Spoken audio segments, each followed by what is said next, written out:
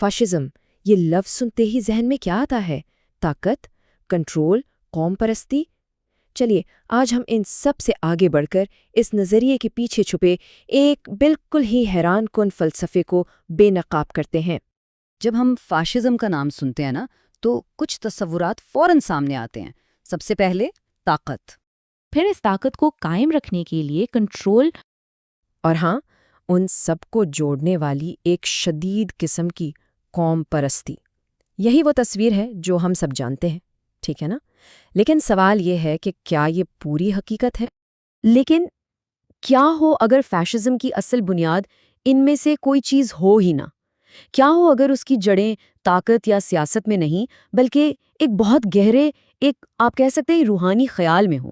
یہی وہ سوال ہے جو ہمیں فیشزم کے ایک بالکل الگ پہلو سے ملواتا ہے۔ تو اس روحانی خیال کو سمجھنے کے لیے ہمیں فاشزم کے سیاسی میدان سے نکل کر اس کے فلسفے کے مرکز میں جانا ہوگا، اور وہاں ہماری ملاقات ہوتی ہے ایک ایسے شخص سے جس کا نام کم ہی لیا جاتا ہے، جوانی جنٹائل، فاشزم کا اصل فلسفی۔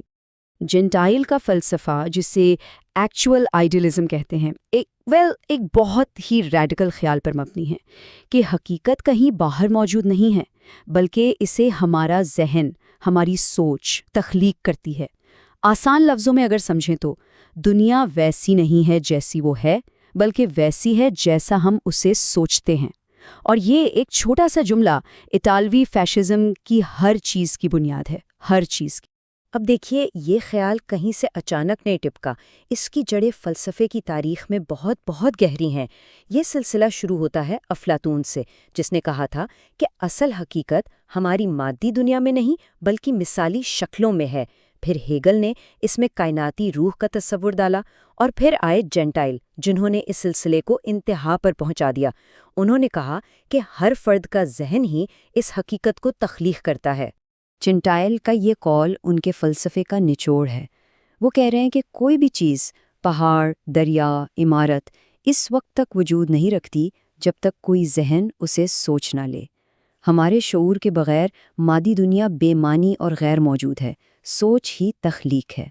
اب جنٹائل کے اس نظریے کو سمجھنے کا سب سے بہترین طریقہ ہے اسے اس کے سب سے بڑے دشمن یعنی مارکسزم کے سامنے رکھنا۔ مارکسزم کیا کہتا ہے کہ معاشی حالات، مادی دنیا یہ طے کرتی ہے کہ لوگ کیا سوچیں گے۔ جنٹائل نے اس پورے نظریے کو الٹ دیا۔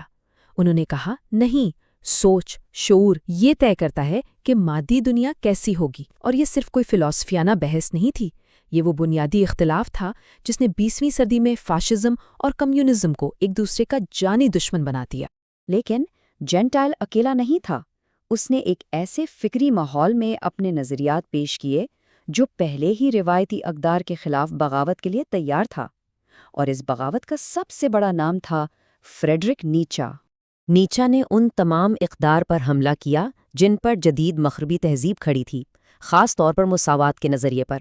جیسا کہ دیکھا جا سکتا ہے، اس کے نزدیک برابری کا تصور انصاف نہیں بلکہ ایک زہریلا زہر تھا۔ نیچے کے یہ خیالات، جو جمہوریت کو ریوڑ کی ذہنیت کہتے تھے اور عظمت کے لیے اشرافیہ اور یہاں تک کہ غلامی کو ضروری سمجھتے تھے، آنے والی فاشسٹ تحریکوں کے لیے ایک فکری ہتھیار بن گئے۔ انہوں نے عدم مساوات کو صرف قبول ہی نہیں کیا بلکہ اسے تہذیب کی شرط قرار دیا۔ ذرا سوچئے۔ تو ہمارے پاس دو بڑے فلسفیانہ دھارے ہیں، ایک جنٹائل کا ذہن حقیقت بناتا ہے اور دوسرا نیچا کا مساوات ایک جھوٹ ہے۔ اب سوال یہ ہے کہ یہ تجریدی خیالات سڑکوں پر سیاسی حقیقت کیسے بنے؟ آئیے اس تعلق کو جوڑتے ہیں۔ یہاں آ کر نظریہ اور عمل کا رشتہ بالکل صاف ہو جاتا ہے۔ اگر یہ مان لیا جائے، جیسا کہ جنٹائل نے مانا، کہ فرد کی اصل شناخت ریاست کا حصہ بننے میں ہے، تو اس کا منطقی نتیجہ کیا ہوگا؟ لیڈر کی پرستش، کیونکہ لیڈر ہی تو ریاست کا مجسمہ ہوتا ہے۔ اور اگر یہ مانا جائے، جیسا کہ نیشے نے مانا، کہ کوئی موضوعی سچائی نہیں ہے، صرف طاقت کی خواہش ہے، تو پھر پروپیگنڈا اور دانشوروں کی مخالفت ایک جائز سیاسی ہتھیار بن جاتے ہیں۔ یہاں فلسفہ سیدھا سیدھا پالیسی بن رہا ہے۔ اور اس سوچ کا آخری پڑاؤ ہے ایک ٹوٹیلیٹیرین ریاست، ایک ایسی ریاست جہاں فرد کی کوئی الگ حیثیت نہیں رہتی۔ خواہشات، خواب، شناخت، سب کچھ ریاست کے اجتماعی ارادے میں تحلیل ہو جاتا ہے۔ فرد اور ریاست ایک ہو جاتے ہیں اور اس ترکیب میں فرد غائب ہو جاتا ہے۔ اب ہم اس بحث کے سب سے اہم اور اکثر غلط سمجھے جانے والے حصے پر آتے ہیں۔ ہم اکثر فیشزم اور نازت کو ایک ہی چیز سمجھتے ہیں، لیکن ان کے فلسفیانہ مرکز میں زمین آسمان کا فرق ہے۔ آئیے دیکھتے ہیں کیسے۔ تو فرق بالکل واضح ہے اور یہ ان کے بنیادی فلسفے سے نکلتا ہے۔ فاشزم کہتا ہے ذہن مادے پر غالب ہے۔ اب سوچئے، اگر سوچ حقیقت بناتی ہے تو خون یا نسل کی تو کوئی اہمیت ہی نہیں رہتی، کیونکہ یہ تو مادی چیزیں ہیں۔ اس کے بالکل برعکس نازیت کا فلسفہ خون اور مٹی کا تھا، ایک خالصتاً مادی نظریہ۔ ان کے لیے بائیولوجی، نسل، یہی سب کچھ تھا۔ یہ دو بالکل ہی متضاد، ایک دوسرے کے ضد عالمی نظریات تھے۔ اور اگر اس فرق پر ابھی کوئی شک ہے نا، تو ذرا یہ حقیقت سنیے۔ مسولینی کے فیشسٹ پارٹی میں 10,000 سے زیادہ یہودی ممبرز تھے۔ یہ ایک ایسی حقیقت ہے جو نازی نظریے میں سوچی بھی نہیں جا سکتی۔ یہ اس بات کا ٹھوس ثبوت ہے کہ اصل اطالوی فیشزم نسلی نہیں بلکہ روحانی اور قومی شناخت پر مبنی تھا۔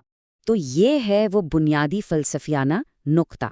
ایکچول آئیڈیلزم کے مطابق ذہن جسم کو بناتا ہے، اس لیے برا خون کا تصور ہی بے معنی ہے۔ کسی کا جسم یا نسل برا نہیں ہو سکتا، صرف اس کی سوچ یا نظریہ غلط ہو سکتا ہے، اور سوچ کو ہمیشہ بدلا جا سکتا ہے۔ یہی وجہ تھی کہ فاشزم میں تبدیلی مذہب یا نظریے کی گنجائش تھی، جبکہ نازیت میں نہیں۔ تو آخر میں فیشزم کیا ہے؟ یہ صرف آمریت نہیں ہے، یہ تین چیزوں کا ایک پیچیدہ امتزاج ہے: جنتائل کا روحانی فلسفہ، ایکچول آئیڈیلزم، مزدور یونینوں کو قومی مقصد کے لیے استعمال کرنے کا نظریہ جسے سنڈیکالزم کہتے ہیں، اور ان سب کو ایک لڑی میں پرونے والی شدید قوم پرستی۔ تو ہم نے دیکھا کہ کیسے ایک فلسفیانہ خیال پوری دنیا کی تاریخ بدل سکتا ہے، اور یہ ہمیں ایک آخری سوال پر چھوڑ جاتا ہے۔ اگر جنٹائل کا نظریہ اپنی حقیقت خود بنا سکتا تھا، تو آج وہ کون سے نظریات ہیں جنہیں ہم شاید پہچانتے بھی نہیں، جو ہماری اپنی حقیقت کو اس وقت خاموشی سے تشکیل دے رہے ہیں؟